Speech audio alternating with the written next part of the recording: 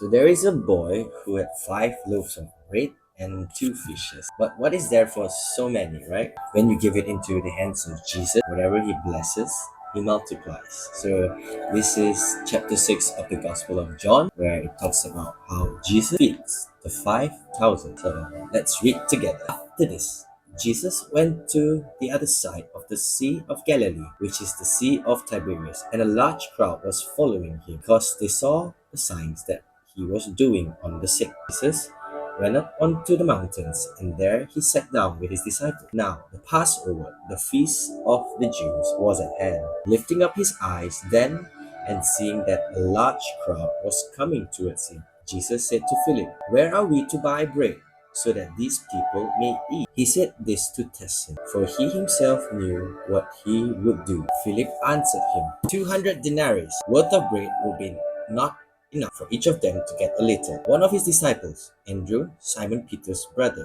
said to him, "There is a boy here who has 5 barley loaves and 2 fish, but what are there for so many?" Jesus said, "Have the people sit down."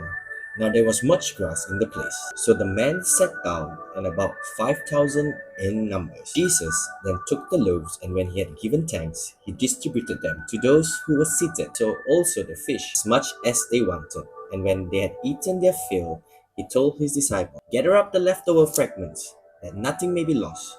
So they gathered them up and filled 12 baskets with fragments from the 5 barley loaves left by those who had eaten. When the people saw the sign that he had done, they said, "This is indeed the prophet who is to come into the world." Perceiving that they were about to come and take him by force to make him king, Jesus withdrew himself and went to the mountains again. This is what happens when gratitude meets with faith. With just 5 loaves of bread and 2 fish, he multiplies it.